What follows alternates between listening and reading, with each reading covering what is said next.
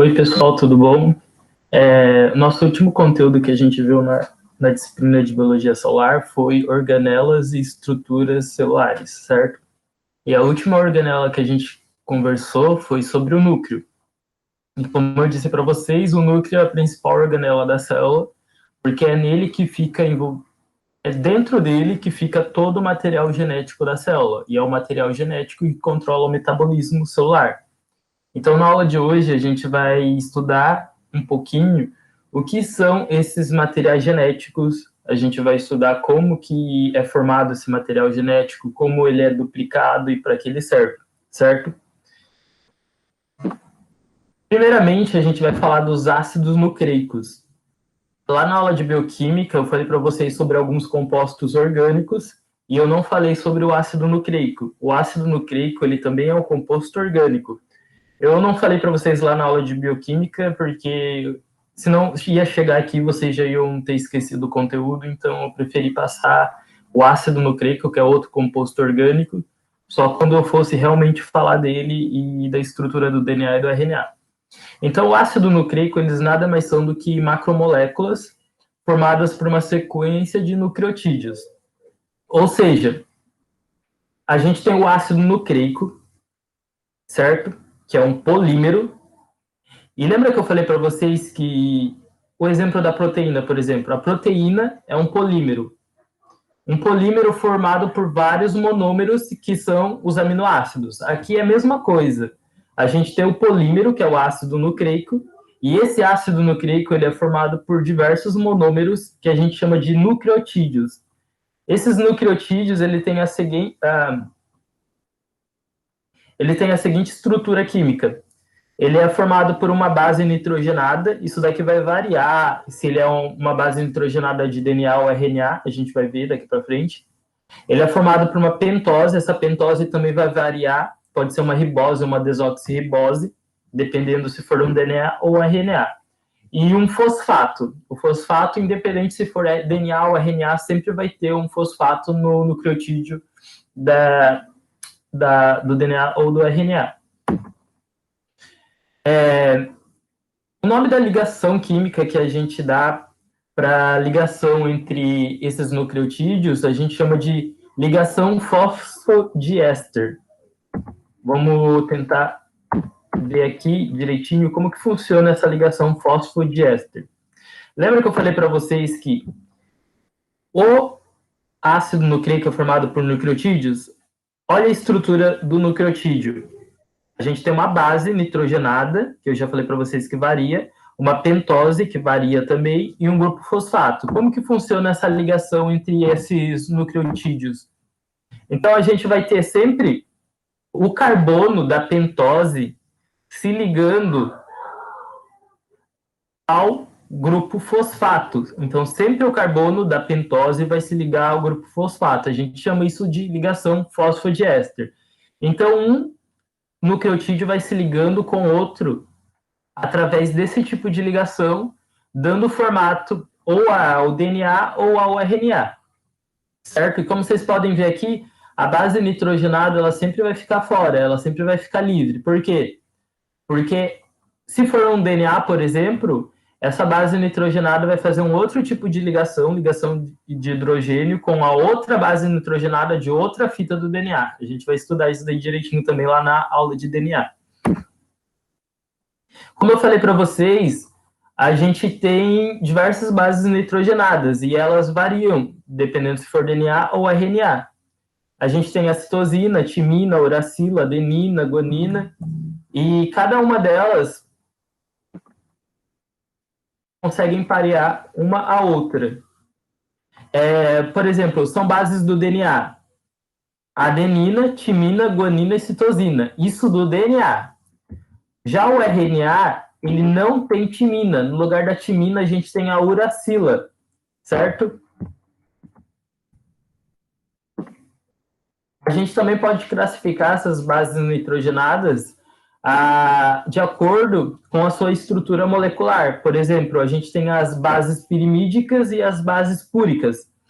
As bases pirimídicas são aquelas que contêm apenas um anel na sua estrutura molecular, como, por exemplo, a citosina, a timina e a uracila. Já as bases púricas são aquelas que têm 2 anéis na sua estrutura molecular, que é o exemplo da adenina e da guanina, certo? Vou pedir para que vocês prestem atenção nessa nomenclatura aqui, porque eu já vi essa questão cair em vestibular. Então, eu sei que é muita coisa para decorar, então só para deixar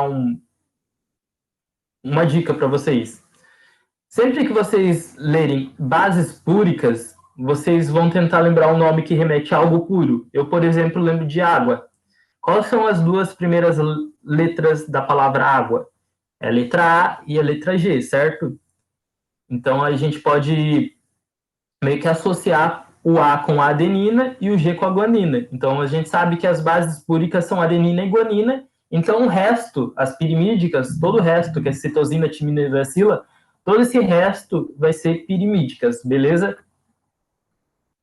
Uma outra coisa que eu não falei para vocês é que essas bases nitrogenadas, elas se ligam entre si. A gente vai ver. Tem um slide mais para frente que dá para vocês visualizarem melhor. Aqui. Então, como eu falei para vocês, além da ligação dos nucleotídeos através da ligação fosfodiéster, a gente tem a ligação de hidrogênio das bases nitrogenadas. No caso da fita de DNA. A gente sabe que a fita de DNA tem 2 fitas. A molécula de DNA tem 2 fitas. A de RNA tem uma fita só. E a gente sabe que essas fitas da molécula de DNA, elas se ligam entre si através da ligação de hidrogênio. Como que funciona essa ligação de hidrogênio? Sempre uma base nitrogenada vai se ligar com a outra que tem um pareamento de acordo com a sua estrutura molecular. Como, por exemplo, a timina sempre vai se ligar com a adenina. A guanina sempre vai se ligar à citosina. E vice-versa. Não é regra, só a timina pode se ligar à adenina. A adenina pode se ligar à timina também. A citosina pode se ligar à guanina também. Certo? Essa daqui é um exemplo de ligações de hidrogênio de uma molécula de DNA.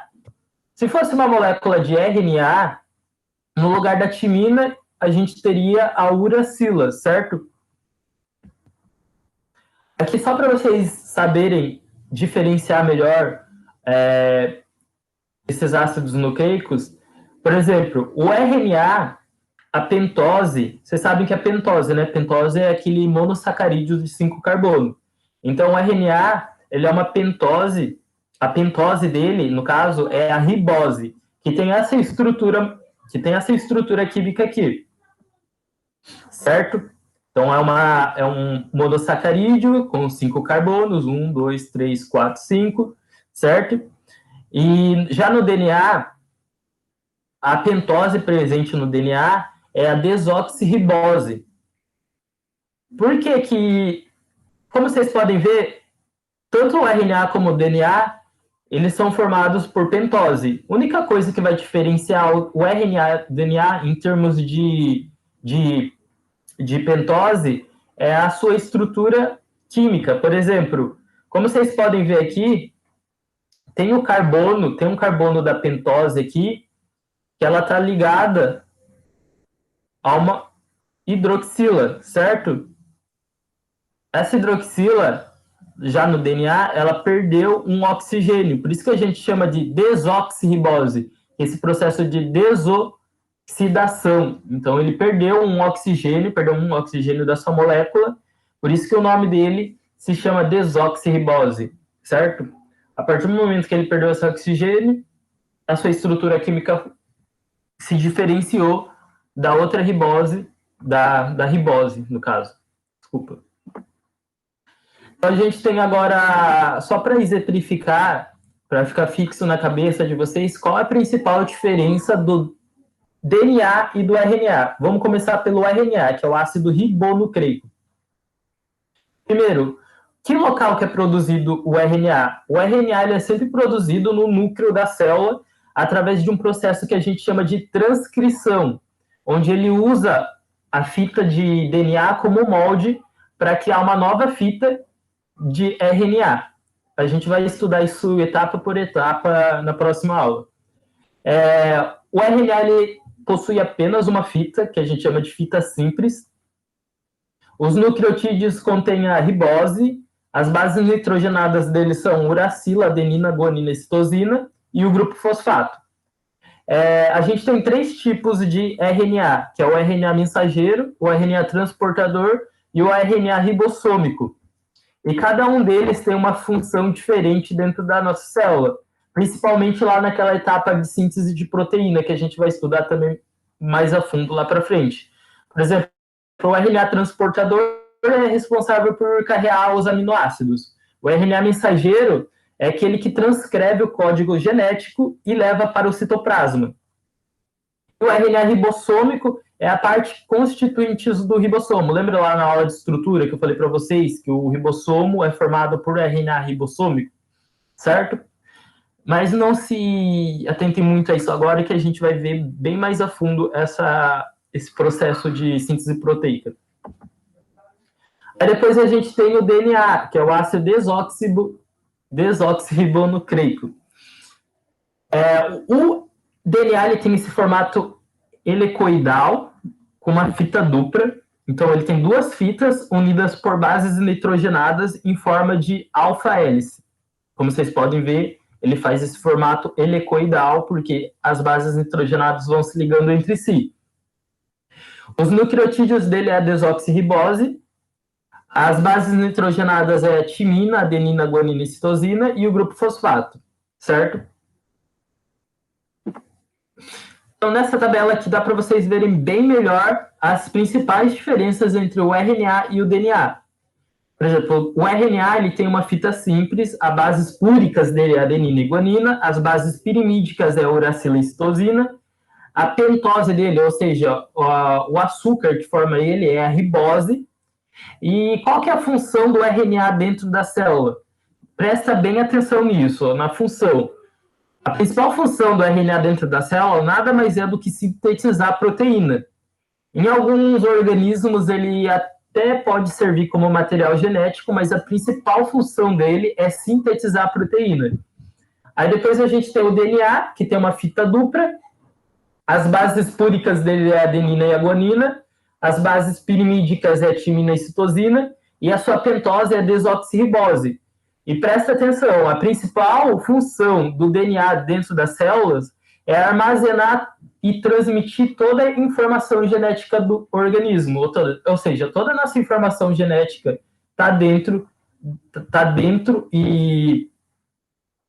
dessa molécula de DNA e é armazenada lá, certo?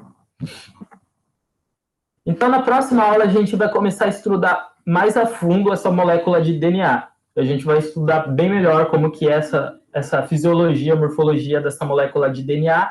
A gente vai ver como que é formada essa molécula de DNA também, certo? Até a próxima aula, pessoal. Qualquer dúvida, só chamar no WhatsApp.